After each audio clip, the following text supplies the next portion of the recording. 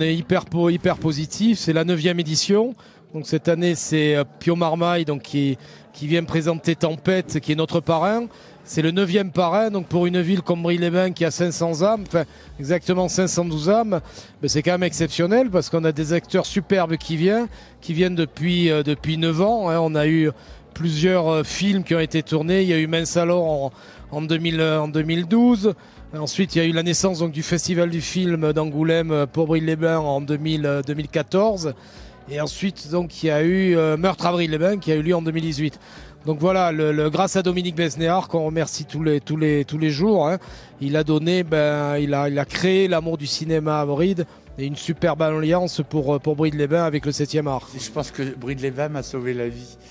Quand j'étais agent, si j'étais pas venu plusieurs fois par an à Bride-les-Bains pour faire du régime, pour essayer de me retrouver, pour lire tous les scripts que j'avais pas lus, je pense que j'aurais pas été 20 ans agent.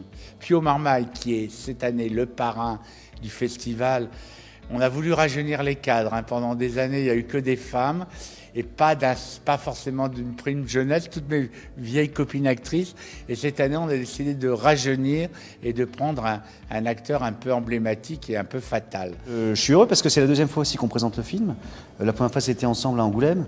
Ouais. Et moi, j'ai besoin aussi de voir aussi comment ça se passe avec un public qui n'est pas forcément habitué aussi à faire des avant-premières ou des trucs comme ça. C'est important parce que c'est aussi d'aller chercher le public et de voir un peu, donner un peu aussi envie parce que le cinéma en ce moment, il est aussi à un moment de transition, on cherche encore un peu, il faut retrouver encore cette énergie-là.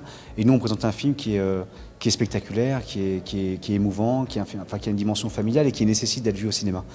Parce qu'il y a des images spectaculaires, saisissantes et un truc, une histoire de souffle aussi, qui m'intrigue. Donc j'ai hâte de voir en fait ce que vont en penser les gens. C'est l'histoire d'une famille qui s'occupe d'un haras, qui se retrouve un petit peu sur la paille en gros, quoi, et qui sont obligés de s'associer avec un investisseur étranger.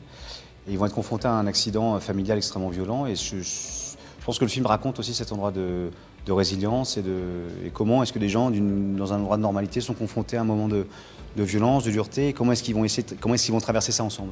Il y a toutes les bonnes choses des films américains quand ils sont réussis. C'est-à-dire il n'y a pas de pathos, il y a une belle énergie, il y a une vraie émotion. Et surtout, voilà, c'est pour ça que le film est très populaire, mais populaire dans le bon sens. C'est comme les grands, c'est presque un western. Tout d'un coup, il y a des chevaux, il y a des sentiments, il y a un couple, il y a Mélanie Laurent aussi qui est avec Pio. Vraiment, il y a une participation de Carole Bouquet et il y a le fils de John Huston. Exactement. Donc voilà, donc il y a le cinéma comme on l'aime. Et c'est ce cinéma-là qui fait que les gens vont revenir en voyant comme ça des choses qui ne voient pas à la télévision. Le 7e art et Bride-les-Bains sont totalement liés, on espère, pour énormément de temps. Demain, on a le plaisir de recevoir toute la délégation d'Angoulême. Il y a le maire d'Angoulême qui vient sur Bride-les-Bains. Donc c'est une belle image et un beau partenariat qui est entre une ville de près de 50 000 habitants avec un village de 500 habitants. Donc c'est ce côté opposé mais qui est tellement agréable et qui donne énormément de puissance à Bride-les-Bains, quoi.